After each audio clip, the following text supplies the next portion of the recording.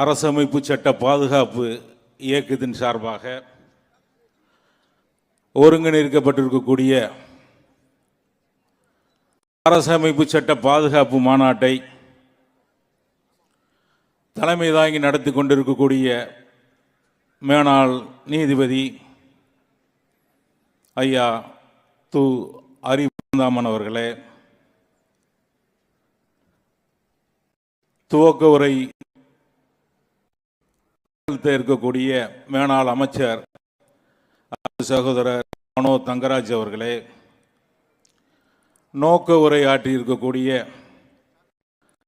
உயர்நீதிமன்ற வழக்கறிஞர் சகோதரர் சே. வாஞ்சிநாதன் அவர்களே, சிறப்புரை ஆற்ற இருக்கக்கூடிய மேனாள் உச்ச நீதிமன்ற நீதிபதி ஐயா ஜே. செல்லமேஸ்வர் அவர்களே, தி வயர் இணைய ஊடகத்தின் நிறுவனர் சித்தார்த்தன் அவர்களே, வர இருக்கக்கூடிய நடிகர் மற்றும் சமூக செயற்பாட்டாளர் பிரகாஷ்ராஜ்,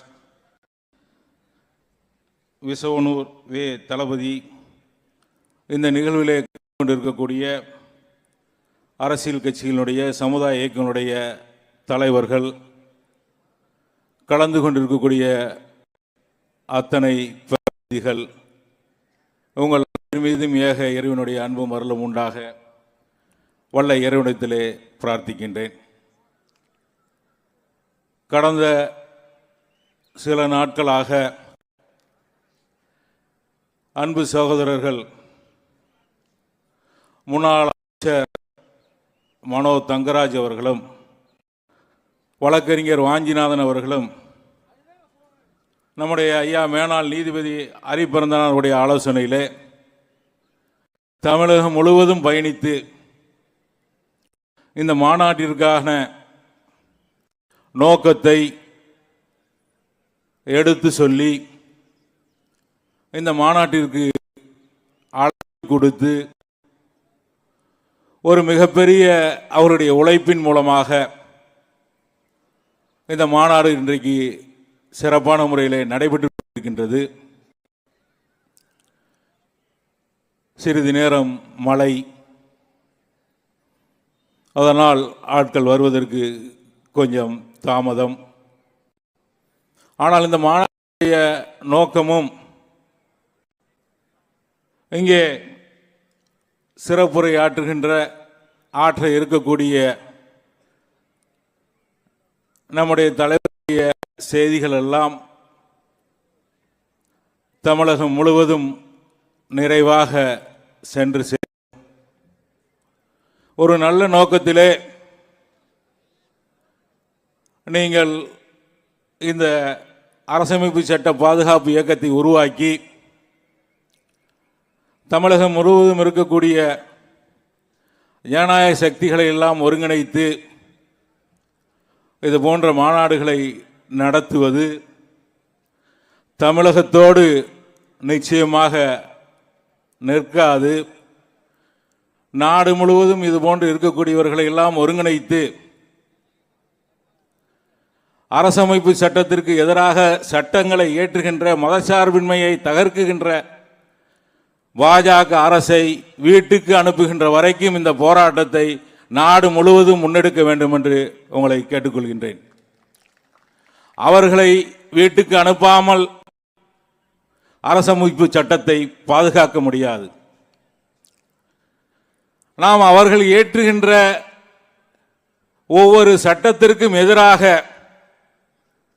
பாராளுமன்றத்திற்கு உள்ளேயும் வெளியேயும் போராடுகிறோம் என்று சொன்னால் அத்தனை சட்டங்களும் அரசமைப்பு சட்டத்திற்கு எதிராக இருப்பதால் தான்.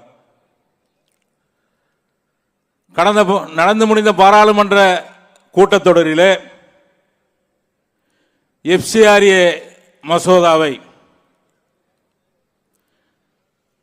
வெளிநாட்டு பங்களிப்பு ஒழுங்குமுறை சட்டத்தை திருத்துவதற்கு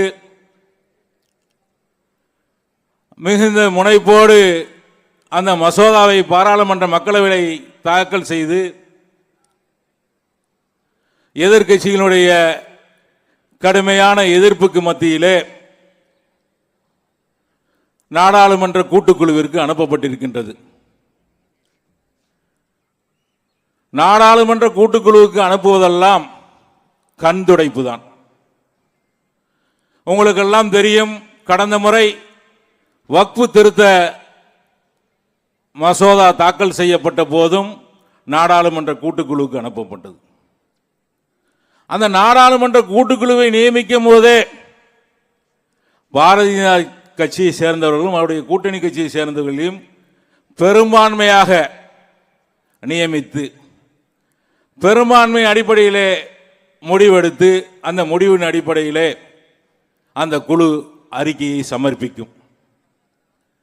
அப்படித்தான் அந்த வக்ஃபு திருத்த மசோதாவிற்கு நாடு முழுவதும் பயணித்து கருத்து கேட்கணும் என்ற பேர்வையிலே கருத்துக்களை எல்லாம் கேட்டு எந்த கருத்துக்களையும் எடுத்துக்கொள்ளாமல் அந்த கூட்டுக்குழுவிலே பெரும்பான்மையாக இருக்கக்கூடிய அவர்களுடைய கருத்துக்களை அறிக்கையாக சமர்ப்பித்து அதை சட்டமாக்கினார்கள். இப்போது எஃப்சிஆர்ஏ கூட்டுக்குழுவிற்கு சென்றிருந்தாலும் அப்படித்தான் நடக்கும். இன்றைக்கு அவர்களுக்கு இருக்கக்கூடிய பெரும்பான்மையை பயன்படுத்தி அரசமைப்பு சட்ட திருத்த மசோதாக்களை தவிர அத்தனையும் இரு அவைகளிலும் நிறைவேற்றிக் கொண்டேதான் இருப்பார்கள்.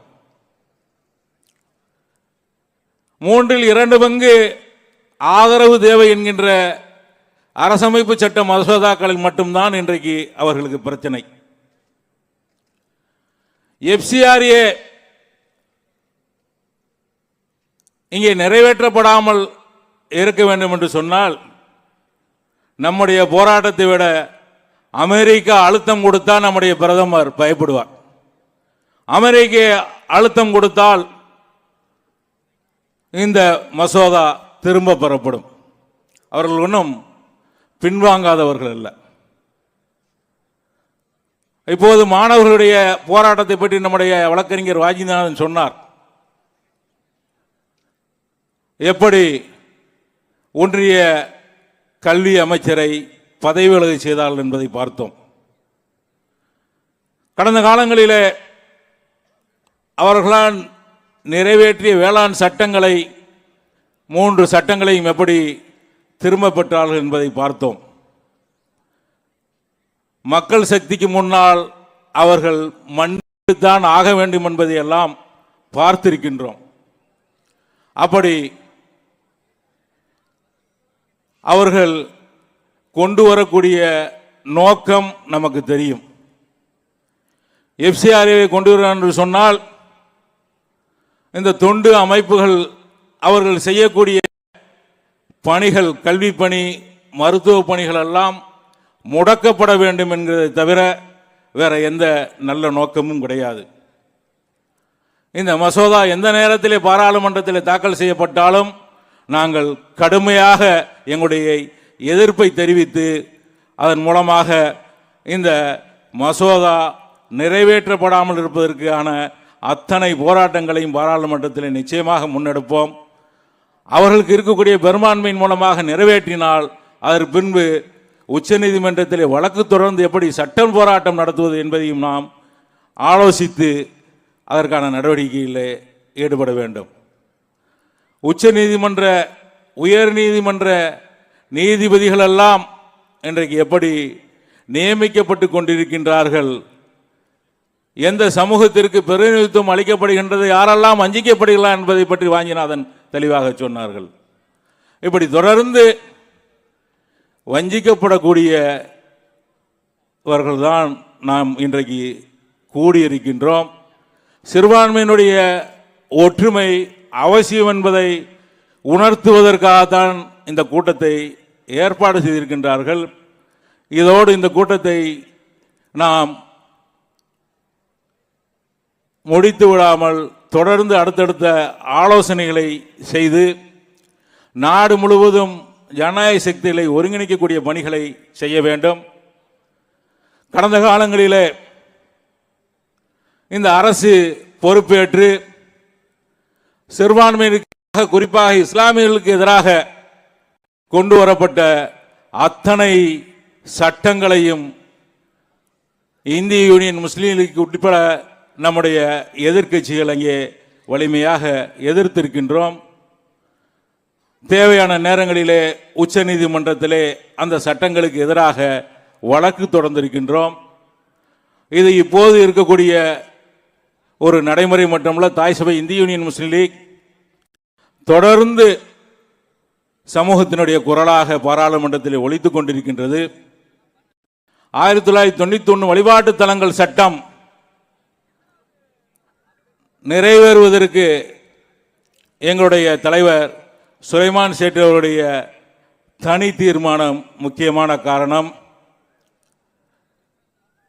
நம்முடைய சரி சட்டத்துக்கு முரணாக சாபானு வழக்கிலே ஜீவனாம்சம் கொடுக்கக்கூடிய ஒரு தீர்ப்பை நீதியரசர் வழங்கிய போது உடனடியாக பாராளுமன்றத்தில் தனி தீர்மானத்தை கொண்டு வந்து பல நாட்களாக பல மணி நேரம் அதை பற்றி எங்களுடைய தலைவர் பனாத்வாலா பேசி பிரதமர் ராஜீவ்காந்தி அவர்கள் இத்தனை